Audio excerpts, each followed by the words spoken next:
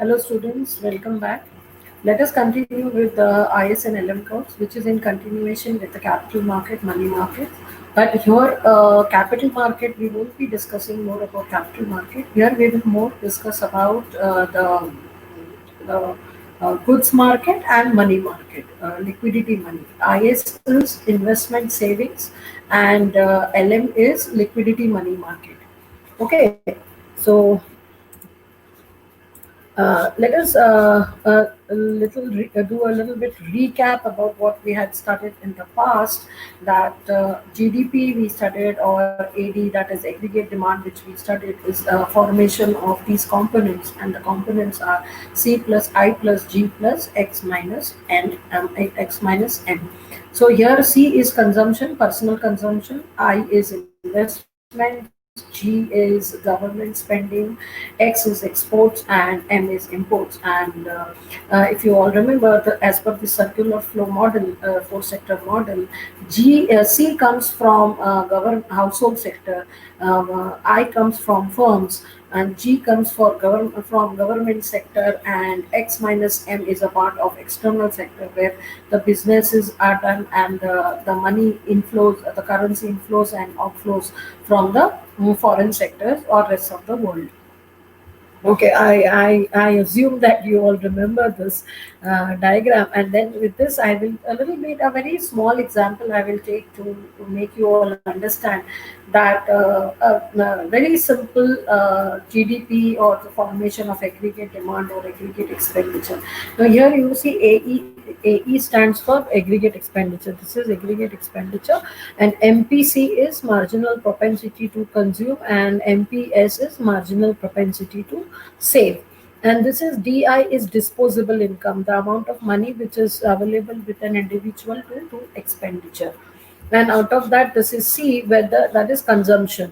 This is consumption. This is investment. The investment is 40. We are going to assume here that investment is at 40 crores. You can, as I have written here, that all these figures are in crores. So assume that investment is 40 crores, and it is planned investment. It is an autonomous investment. Planned autonomous means it is called as fixed investment in economics. Okay, so. How do you basically calculate MPC? Before going to MPC, I'll tell you income. Income is Y. Okay, disposable income is Y. It is a combination of C plus S. That is some amount of money you consume, some amount of money you save. So suppose you are earning 100 rupees as income, then in that case, out of that, if you are consuming, that you are spending 70, that means you are saving 30. So people have different combinations. Like out of 100, they can go for 80, say, consumption and 20 savings. This can be possible. Okay. The 50-50 consumption and saving. These are various combinations. But beyond 100, you don't go. Otherwise, you are in a state of borrowing. So you're borrowing money. So we are not taking the example of people borrowing money in this particular case. So here, whatever the money people get, they do two things. They take a two thing decisions. One is consumption. The second one is savings. Okay. So this is what happens. Okay. So let us see what is happening in this particular example. Here, when people have 100 rupees as their disposable income, they are having C, that is, they are spending 120. As I said, that if people are spending 120, that means 100 rupees income, उसमें से हम 100 spend कर देते हैं, ऊपर से 20 rupees भी spend कर रहे हैं, जो या तो हमारा पास्ट सेविंग्स है, either it is your past saving which is also or you are borrowing from someone that 20 crores.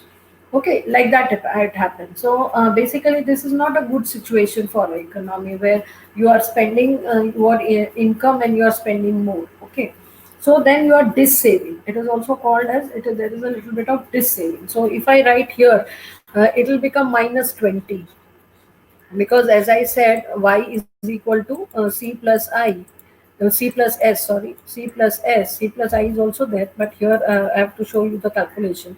So it is like 100, this is 100 in this case, which is equal to 120, okay, plus S, then in that case S is equal to 100 minus 100 minus 120, so you get minus 20. So you get S is equal to minus 20. Minus 20 is this saving, which is done by the people or by the individuals in the country. So this will become minus 20. Then 20, 200 and 200. Suppose you are earning 200 rupees, your income increases from 100 to 200. Now you are earning 200, you are spending all the 200. Then there is no saving. So saving becomes zero. Saving will become zero. Then further your income increases to 300. Then what happens is now you are consuming 280 out of it.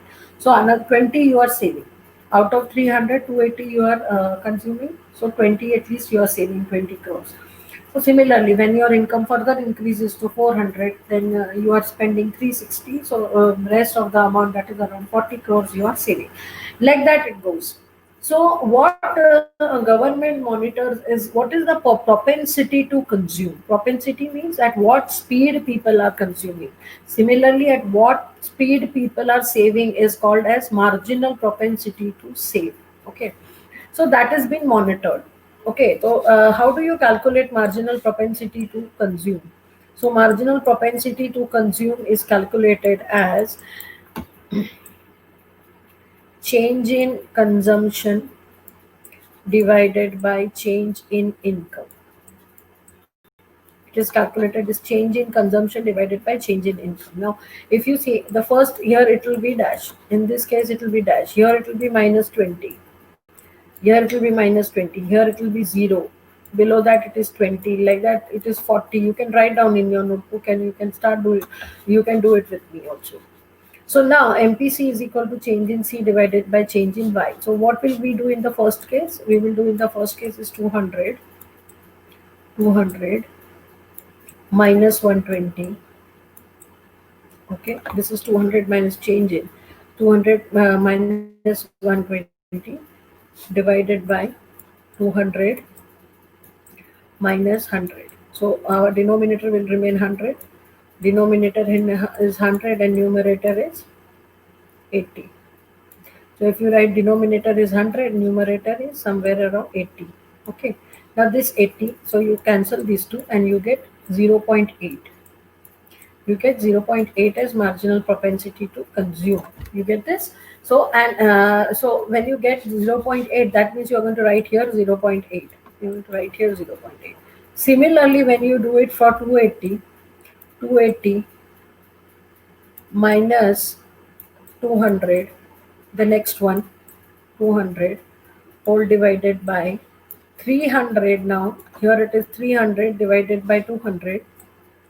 300 divided me, sorry, 300 minus 200. Then what you get? You again get equal to 0.8 because we have got an autonomous investment and not because consumption and income both are saving in both are increasing in same proportion. You can see the same proportion increase. What is same proportional increase means? Every time there is an 100 increase in your income, similarly every time there is an 80 increase in your consumption. So the moment income increases by 100 rupees, you are increasing your consumption by 80 rupees. Like that it is. So हर बार 1 रुपया बढ़ता है तो हम उसमें से 80 पैसा consume कर रहे हैं. तो अगर हम 80 पैसा कंज्यूम कर रहे हैं तो मार्जिनल प्रोपेंसिटी टू कंज्यूम यानी सेविंग हमारा 20% होना चाहिए. दैट इज 20 पैसे होना चाहिए. सो हम क्या करेंगे? सेविंग का कैलकुलेशन कैसे करेंगे? जैसे सेविंग का फिगर्स मैंने अभी बताया था आप लोगों को. So the saving figure is 20 minus 20 first, then it is 0 because here it is there is no saving. Then it is 20 because 300 minus 280 is 20. 400 minus 340 is 40. Okay. Then 500 and 440 is 60. And here it is 80. So you will get these figures if you calculate. Now what is marginal propensity to consume? Save. Now here marginal propensity to consume was consumption C divided by change in Y. It was C divided by Y. So here it will be change in S divided by Y. It will be change in S divided by change in Y. Okay, that is marginal propensity to save. So now what do you do is 0 minus 20 divided by 200 minus 100. So you will get first is dash, second you will get 0. Okay, Third, you will start getting something like, no, you'll get 20.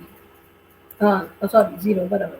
So it is 0, and then it is 20 minus 0. It is 20 divided by 300. So you will get 0.2. Here you will get 0.2. Similarly, here 40 minus for 20 divided by 400 minus 300. Again, you will get 0.2. So this will remain 0.2, and when we calculated this, so what did we get? We got 0.8. So what it says that every 1 rupee increase, we are spending 80 paise and 20 paise in saving. So like that it is. So that is GDP, or aggregate expenditure, is equal to C plus I. So what you have to do is you have to add 120 plus 140. So 120 plus 140, you'll get 160 here. Similarly, 200 and plus 40 is 240. Similarly, like this you will be getting. So I'll just show you the next slide, which has the calculation. So you can see the calculations.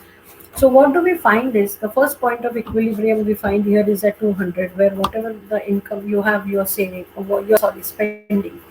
Second point of when there is an investment done in the country, when there is some investment done in the country, then the second point of that is equilibrium, you will find it somewhere at 500. Okay, not 500, 400. At 400 you can see disposable income and aggregate expenditure is 400. So second, you will get it here. So when we plot this into a diagram, and if you add a 20 crores of investment, suppose there is an additional investment of 20 crores done. Initial investment was 40, second investment was 20. This is a wrong figure, this should be 20. Okay, so when that is done, so C plus I star, that is C plus I, and then I star. I say first initial investment was 40. Then government, then there is a more investment of 20 done. So total investment is 60. When that is done, then how the equilibrium shifts. Okay, so the initially, if you see, this was the 2 point of equilibrium, then this became the point of equilibrium. Now this is going to become a point of equilibrium. Now these different levels of equilibrium is nothing but, it tells that how investment multiplies aggregate demand. So only a 20 crores of additional expenditure, or additional investment leads to 100 crores of aggregate demand created in the economy. So it will increase the GDP by 100 crores. Like that, it can be interpreted. Okay, so let us see the calculation then. If you see this, as I showed you the earlier slide, and if you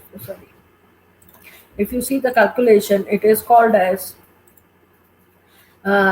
change in equilibrium domestic product, or it is called as investment multiplier. Okay, so initially we had C plus I at 200. Okay, I'll just show you. We had Y is equal to C. We had Y is equal to C, that was 200 and 200. 200, which was equal to 200. Okay, then we had Y is equal to C plus I, which was equal to C plus I. This was at 400. Okay, this was at 400. So when disposable income was 400, and C plus I was also at 400, we had this. Third situation we had was C is equal to C plus I star plus I star. So which we had, and that was at 500. But this 500 we got when there was an additional investment of, 20 crores. Initial investment was 40.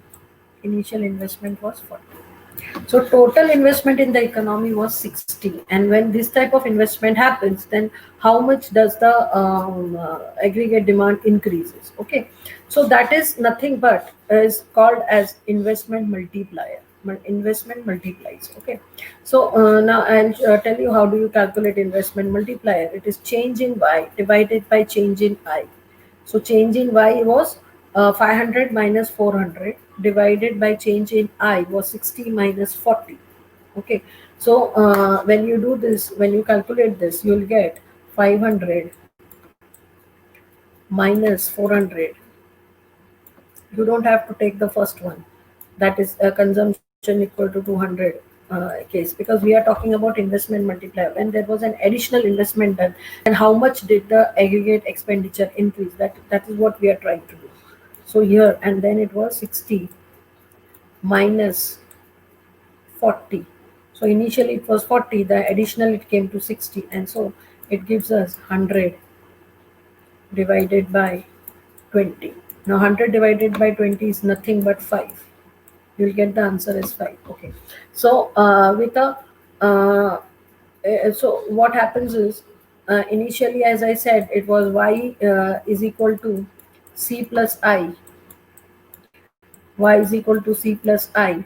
So it was 400 equal to 400. When a 20 crores of investment was done, so y became c plus I star, c plus I star, and due to that the y became 500. It became 500. Okay, 500 equal to 500. So when this was the situation it occurred, so we say that there was, with a 20 crores of investment, there was 100 crores of income generated. 100 crores of income got generated in the economy. That is why I told you in the beginning when I was teaching you this circular flow, that investment is a injection and it is not a leakage. So that much amount of investment creates so much of aggregate expenditure, and so the consumption, then there's expansion in the economy, then growth is there, and so that is the reason it's very important to understand investment multiplier. And these are some other formulas of calculating investment multiplier. So what is my intention to understand this a little bit brief about this was so that you can understand goods market very easily. So good market equilibrium is found at the level of y, at which the sum of c plus I is just equal to that level of y. As I showed you in the calculation, y is equal to c plus I. And goods market equilibrium is also defined by an equally between savings and investment. So goods market, IS curve decides about the goods market, that is investment saving. At the level of y at which s is equal to I, the leakage from the income stream is s is exactly equal to I. So even if you see the previous example here, so we had we had one equilibrium here. This was one equilibrium point. Second equilibrium point we had at 400. It was at 400. Third equilibrium point we had at 500. We got it at 500. Okay. At the same time, we also got saving and investment equilibrium. First it was 40. Here it was 40. When the saving investment increased by 20, then our investment also increased to 20. This is 40 plus 20. So you can see that also increased to 60. So what is it? It's saying that when y is equal to c plus I, then I is equal to s. So I is equal to s is saving is equal to investment is equal to savings. This is what that particular statement is trying to explain. This statement, at the level of y at which s is equal to I. Okay. So equilibrium in the goods market arrives when y is equal to c plus I, and it is s is equal to 1. Not a 1, sorry. It is investment. All the factors that cause the consumption function, therefore the saving function is, consumption function and saving function is like that. As I told you in the beginning, c is equal s is sorry y is equal to c plus s. So y is a sorry, not this. This. Okay. When y is equal to c plus, we know this, c plus s. Okay. So therefore we can say that c is a function of y. C is a function of y. Mathematically we can write this. Similarly, we can say s is also a function of y. S is also a function of y. Y is an independent variable. S and C depends upon how much is the y. So that is how it can be interpreted, and that's what is coming up now. So that I showed you a little bit of glimpse in the beginning. Assumption is, we assume here that the investment function or the interest rate alone are the consumption and savings are the function of income. So consumption is nothing but the function of income, saving is nothing but the function of income. So I is nothing but the function of interest rate. So we can say that C and Y, I, both are the functions of interest rate, and that's how this particular part has been derived. Saving is a function of income, I is a function of interest rate, and equilibrium will be earned when saving is equal to investment, or Y is equal to R, that is interest rate. Okay. There is no longer a single level of income at which S is equal to I, but a different level for different interest rates are always there. The higher the interest rate, the lower is the investment. It's very obvious. Then, when the interest rates are very high, people don't invest, and people don't take loans and all. So, through multiplier, we mean to have a low income, which leads to a low savings. Because equilibrium requires S is equal to I, and a low S means a low I. Okay. So, in continuation to that particular example, I'll just show you that. Sorry. If I draw one more line here, suppose I draw one more line, that will become C plus I. I have the detailed diagram, but I did not have time to put all these diagrams here. The file was becoming very bulky. Okay. Sorry, not here. It won't be C plus I. It will be only. It will be only C equal to Y. So this is Y. The 45-degree line is Y. This 45-degree line you can see is Y. Okay, it is Y. In that, here you get. Wait. This is the point is which will tell you that this is the point where you get. Okay, Y, say 0, Y0. Okay, now this Y0 is at 200 when the income is 200. This Y is when the income is 400. As per our diagram, just trying to put that table here, 500, like this. So when you had C plus I, your aggregate demand, aggregate consumption shifted little above. When we had more 20 crores of investment, it further shifted. Like that, aggregate demand curve will keep on shifting. This is aggregate demand curve. C plus I, C plus I star or I dash, these are aggregate demand curve. Now what happens is, when the income increases, when the income of the people increases, if you see the interest rate and output here, the more is the higher is the income interest rate, the higher is the interest rate, people will be remaining with less of income. So there is the higher the interest rate, less income remains with the people, because most part of their income goes this, it shifts like this. Most part of their income goes in terms of paying the loans or paying for the credit money or debts which they have taken. At the reverse is the case. If you see, if the interest rate is less, if the interest rate is less, what happens is there's more money left with the people, more income is left with the people. What will happen? There will be a good thing that your consumption, savings, and consumption, investment will increase. So that is how the IS curve is determined. So what happens is, when the interest rate falls, people demand more goods and services. They can demand because they are left with more income. They are now left with more income. But if the interest rate increases, then more money goes in paying the debts or for the borrowing. In that case, the consumption of the people decreases. The aggregate demand is subject to a decline. Okay. So, what is our understanding? Increase in interest rate decreases the demand for investments. So as I said, there will be more low in interest rates. They are more, then people will demand more invest. They'll not go for credits. They will not go for loans. This will decrease in the income of factors of production, because when they don't go for loans, they will not develop their industry. They will not develop their firms, and so there will be less employment available for the factors of production. And further, this will lead to more of unemployment for the factors of production. I hope all of you remember that we consider land, labor, capital, organization to be the four factors of production, people will not do business, because if interest rates are higher, they cannot raise capital. If they cannot raise capital, then they cannot do business, and if they can't do business, then in that case they cannot generate employment for the factors of production, and unemployment will ultimately lead to decrease in the demand for goods and services. It will have an impact on the goods market.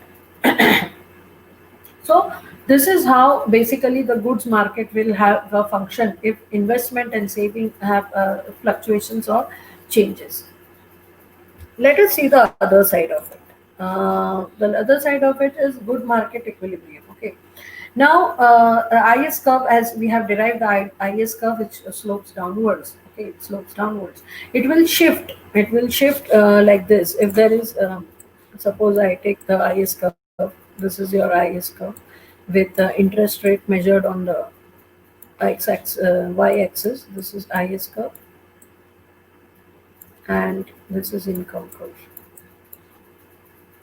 This is income measured on the IS. Here is not income.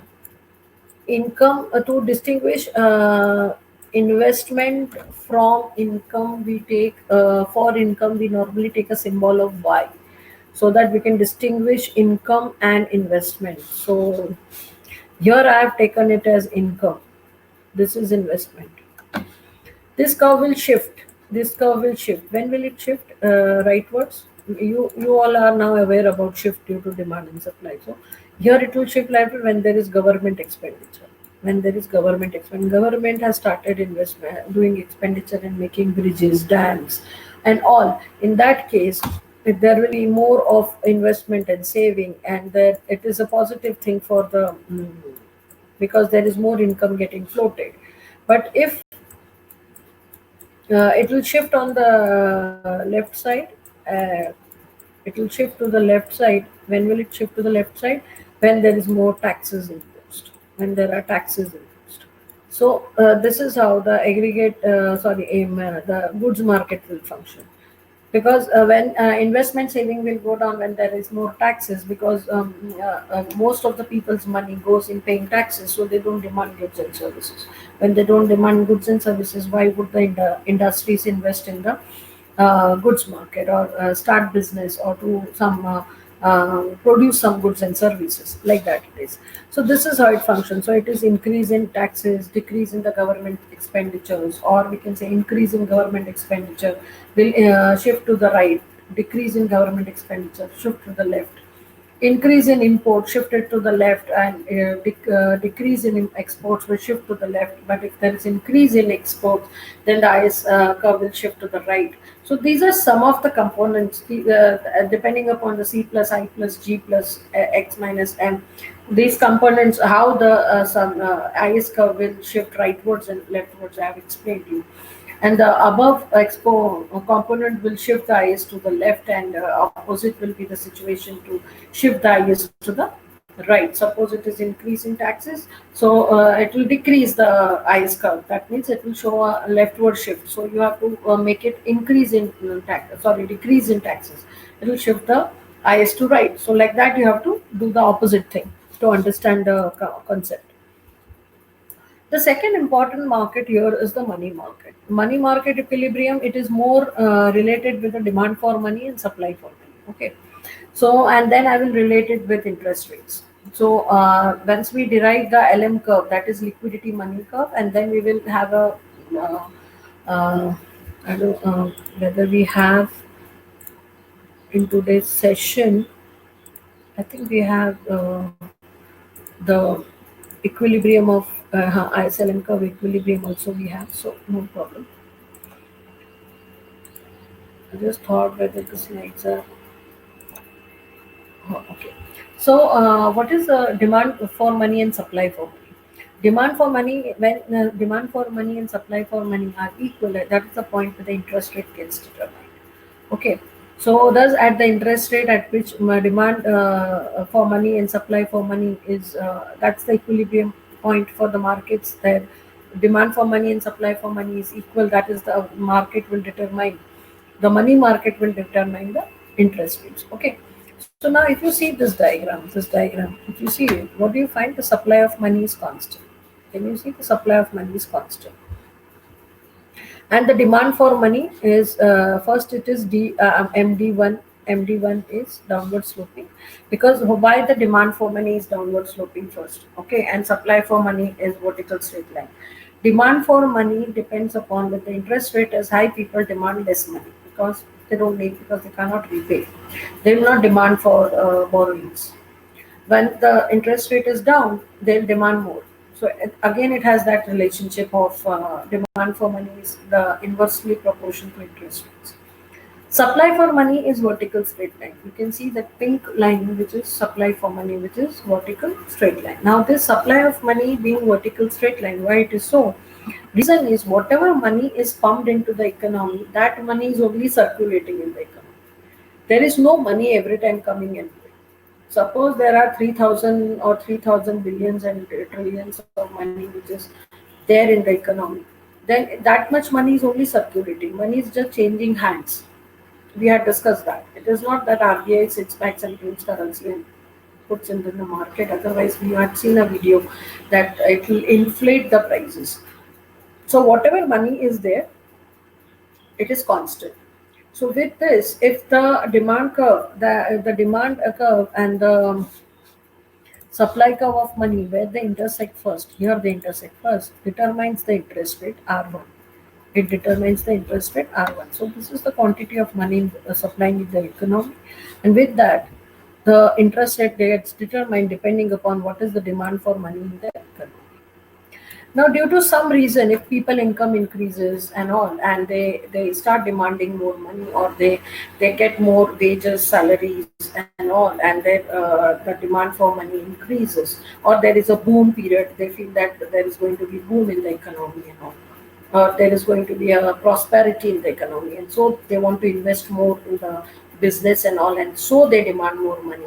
So money remaining constant, the supply of money remaining constant, the demand for money increases, and you can see here the new interest rate is determined R2 at this particular point.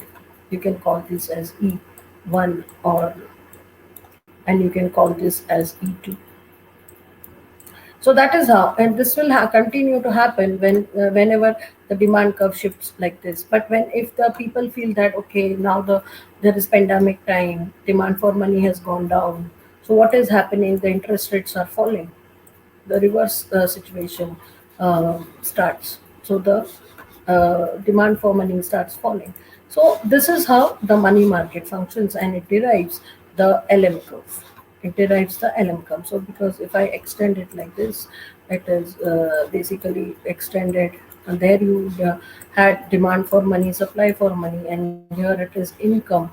So income, the more is the interest rates, more is the income available with the people, the higher will be the interest rate, because people are ready to. So this is how the LM curve gets determined with money market. Okay, with money market, this is liquidity money. LM is liquidity money, and we had the supply curve. Okay, so I'll just take it like this. I'll just put it some dashed line, and this was initial. Say this is initial. It is difficult to draw actually. So, and when this shifts, the demand for money shifts, keeping the supply of money constant, keeping the supply of money constant, and this is demand for money shifting due to, suppose people feel there is prosperity, and so the LM curve gets determined. Okay. Again, the LM curve will shift accordingly when there is increase in demand for money, decrease in money, or money supply increases or decreases. So, so you can, yeah, here is the diagram which I was trying to show earlier. So you all can see that how the LM curve gets derived in the money market equilibrium, or derives the money market equilibrium with the interest rates. This is macroeconomic. What I'm teaching you today is, it will help you to predict what will be the interest rates once you get to know that what are the forces of money market and what are the forces of goods market. Once you get to know that, then you will be easily able to determine what will be the interest rates, and accordingly what should be your investment, when you should invest, what sectors you should invest on, what shares or stocks you should invest. Okay, well, what is the right time to invest? So this is how you get. So money market equilibrium is higher economic activity puts the pressure on interest rates, and increase in income leads to increase in interest rates. So higher the demand for money, keeping the money supply constant. Higher is the demand for money, keeping the money supply constant. That is vertical straight line. Then there is an increase in the interest rates. So which I had shown you here. Here, this one. Keeping the money supply constant. When the demand for money increases, you can see that interest rate also increases. In reverse is the situation. Reverse situation happens in depression or recession, while upward situation happens when there is a boom, when there is prosperity in the economy. Okay. Money market, there is a shift when there is increase in the money, shifts the LM curve downwards. Okay. When there is more money supplied in the economy and the interest rates goes down, then the supply LM curve will start shifting towards the right. Okay. So monetary expansion leads to a higher output and lower interest rate. If there is a lot of monetary expansion with a given money or money market equilibrium is found at a combination of high interest rate and a high income level, or lower interest and lower income levels. High income levels calls for a relatively large transactions bank balance. There are a lot of things in this speculation. What is the rate of speculation people are doing? What is the level of balances people are having, or the financial institutions have? There are a lot of factors which is going to determine this demand LM curve. Okay, and then the interest rate will get determined. So let us see how the money market and goods market gets into a state of equilibrium. This is two market equilibrium. It is called the equilibrium between the demand of and supply of goods is possible at all levels of Y and are indicated by IS, that is investment saving curve. And similarly, equilibrium between the supply of and demand for money is possible at all combinations of Y and are indicated by the LM curves. There is only one combination of Y and R at which supply of good is equal to demand for good and supply of money is equal to demand for money. So all these get interconnected. Okay. When will you demand more money? When there is more supply of money. So with this both the markets come into a state of equilibrium. Okay. So you can see the state of equilibrium here. So what is basically happening in this case is that the IS curve is downward sloping, LM curve is upward rising, and just observe this. In this case, here let us the point where both these curves intersect. Okay, if they intersect at point E, then the interest rate is R and income is Y. Okay, and this situation in this particular area that is above the equilibrium side, what is happening? Investment is less than saving. There is less investment, less savings. Okay, in the goods market specifically. So GM stands for goods market, MM stands for money market. So investment is less than saving. So C plus I is less than Y. So C plus I is less than Y. Okay. And here demand for money is less than the supply of money. This area, the demand for money is less than the supply of money. So whatever the money is supplied in the economy, there is not that much money is not demanded. Okay, so the money circulation has slowed down basically. And if you see this side of the curve, this side is what is happening in goods market is again the same situation. What we see here, the only reverse is that demand for money is greater than supply for money. So demand for money. So what will you get? I'll tell you. Then in this area, the any shift like this of LM curve, you'll get this. Okay, on this area, any shift for the IS curve, you get this.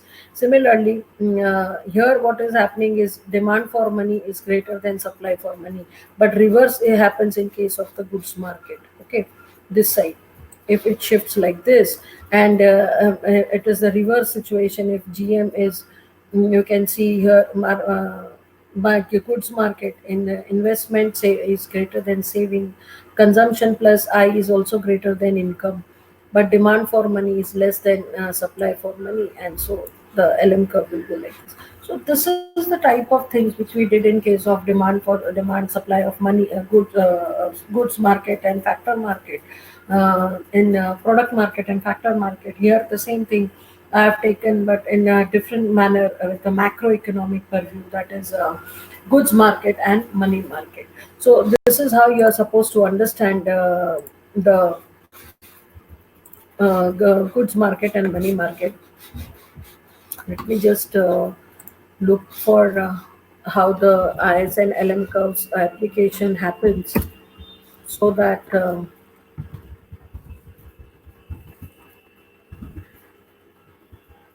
can show you one uh,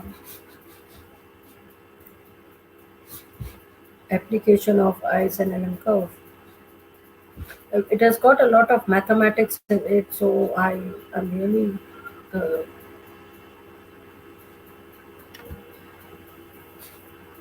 whether you all should not find it difficult, because it has a lot of application basically. But the only thing is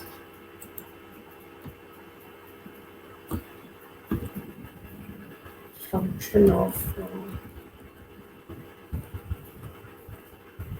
goods market and money market.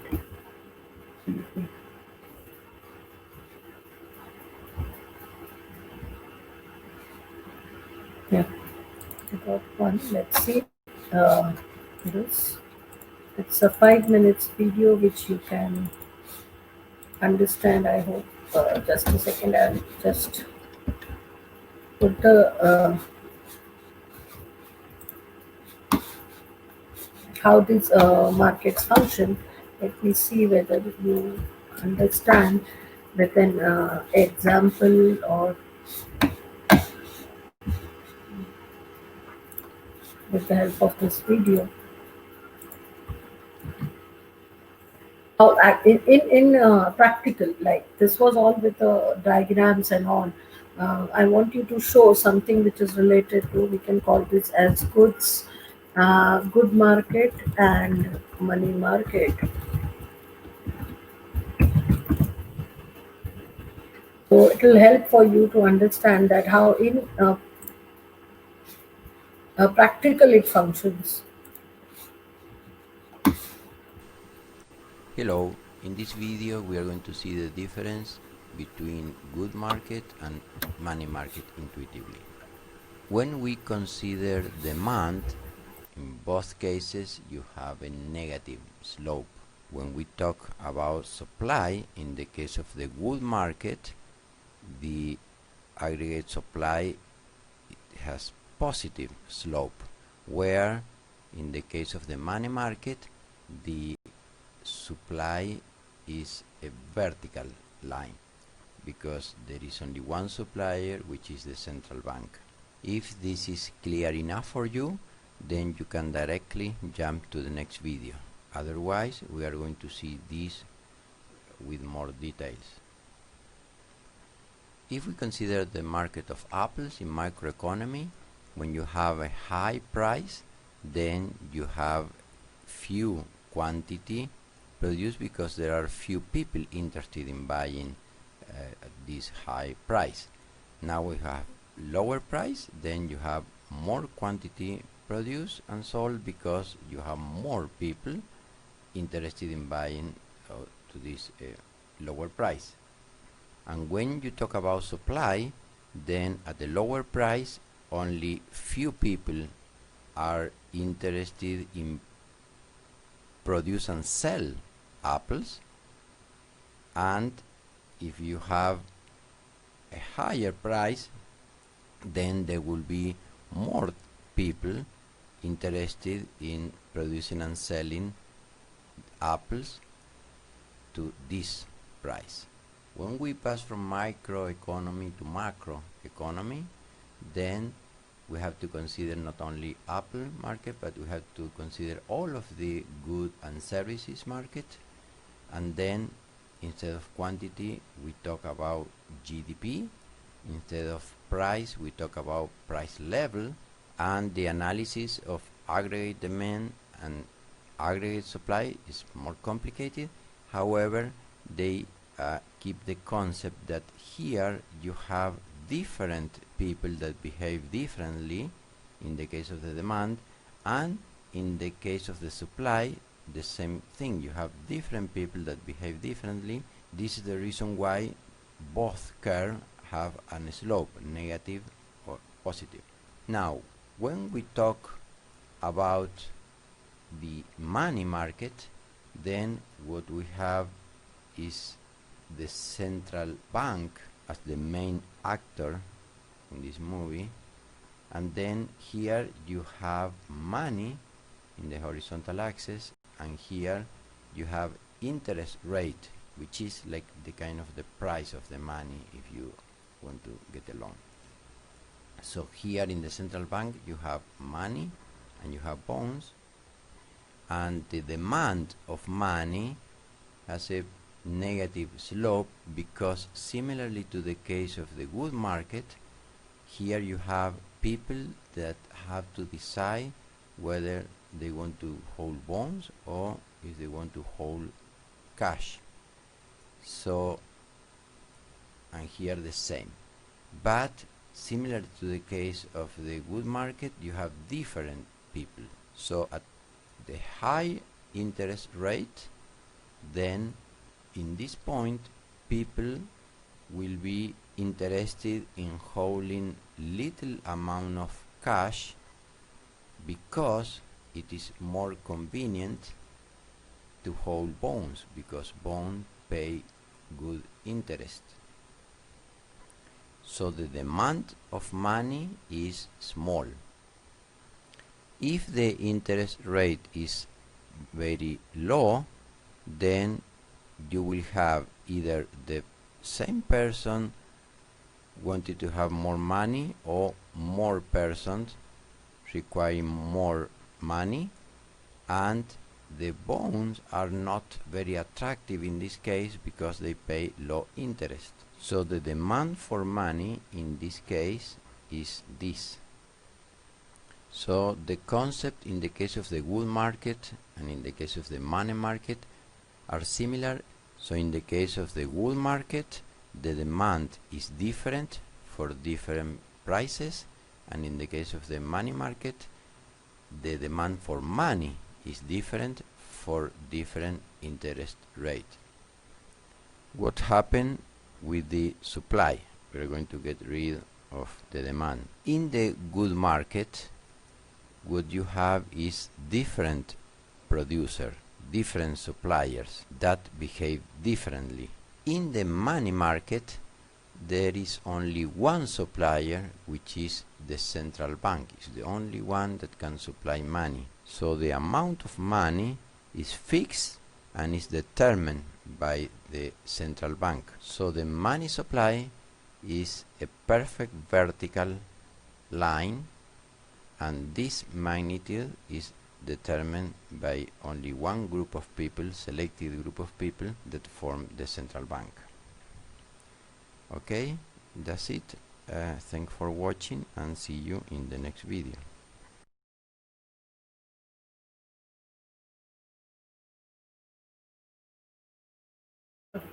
There's one more. I'll try and retrieve it so that you all can see that also. Just a minute. Let us see something on if there is depression or recession, then exactly what is the situation. Uh,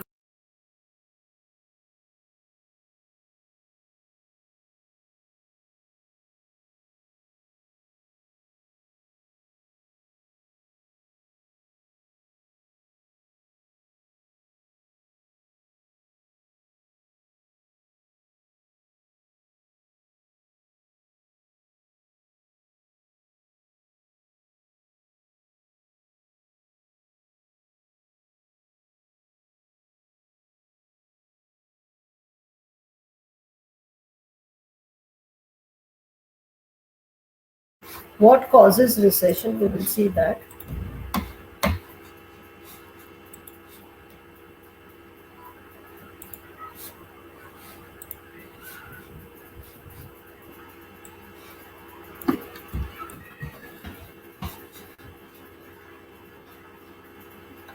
And you all must have seen this or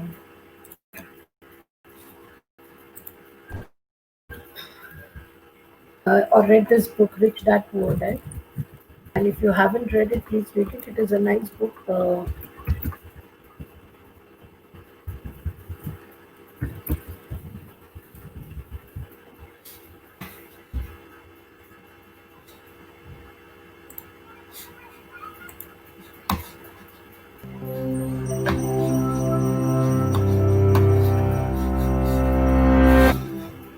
For millennia, the people of Britain had been using bronze to make tools and jewelry and as a currency for trade. But around 800 BCE, that began to change. The value of bronze declined, causing social upheaval and an economic crisis, what we would call a recession today. What causes recessions? This question has long been the subject of heated debate among economists, and for good reason. A recession can be a mild decline in economic activity in a single country that lasts months, a long-lasting downturn with global ramifications that lasts years, or anything in between. Complicating matters further, there are countless variables that contribute to an economy's health, making it difficult to pinpoint specific causes. So it helps to start with the big picture. Recessions occur when there is a negative disruption to the balance between supply and demand. There's a mismatch between how many goods people want to buy, how many products and services producers can offer, and the price of the goods and services sold, which prompts an economic decline. An economy's relationship between supply and demand is reflected in its inflation rates and interest rates. Inflation happens when goods and services get more expensive. Put another way, the value of money decreases. Still, inflation isn't necessarily a bad thing. In fact, a low inflation rate is thought to encourage economic activity, but high inflation that isn't accompanied with high demand can both cause problems for an economy and eventually lead to a recession.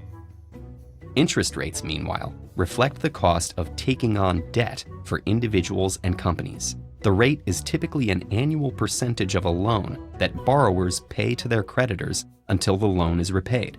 Low interest rates mean that companies can afford to borrow more money, which they can use to invest in more projects.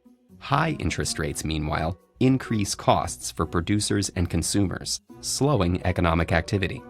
Fluctuations in inflation and interest rates can give us insight into the health of the economy. But what causes these fluctuations in the first place?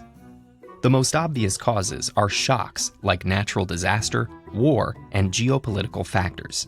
An earthquake, for example, can destroy the infrastructure needed to produce important commodities, such as oil. That forces the supply side of the economy to charge more for products that use oil, discouraging demand and potentially prompting a recession. But some recessions occur in times of economic prosperity, possibly even because of economic prosperity. Some economists believe that business activity from a market's expansion can occasionally reach an unsustainable level. For example, corporations and consumers may borrow more money with the assumption that economic growth will help them handle the added burden.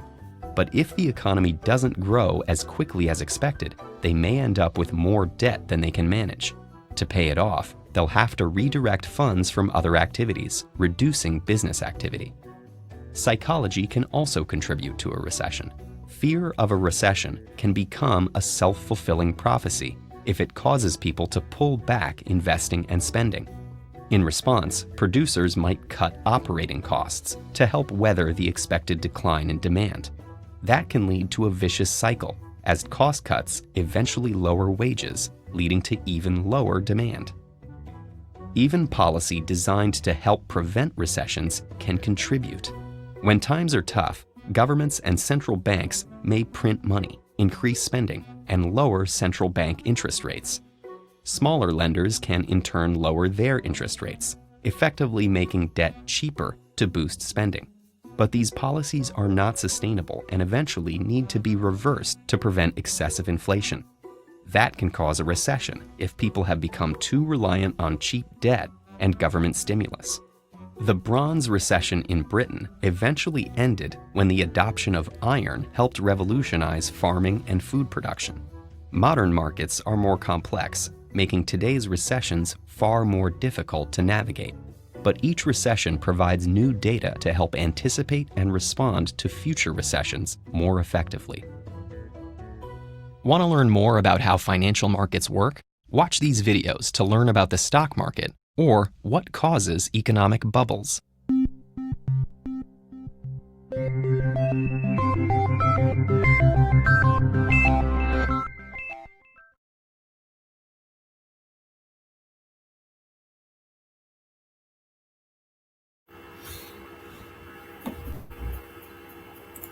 So basically, you will find lot of such videos if you want to understand how economy has been seeing ups and downs. Then how even if you put in Google or in YouTube that the Great Recession of 2008, the global financial crisis, any of such keywords if you put, you will definitely get some videos which is related to how this has happened and what was the reason behind it. I think all these, if you watch something in a picturistic form, you'll understand it better, and you can get the links that how all these are been linked with each other basically. So with this, we stop today's session, and we'll continue with one last session possibly on the impact of the pandemic and in terms of on the economy and what are the predictions about it. Thank you all of you and have a great time. Thank you.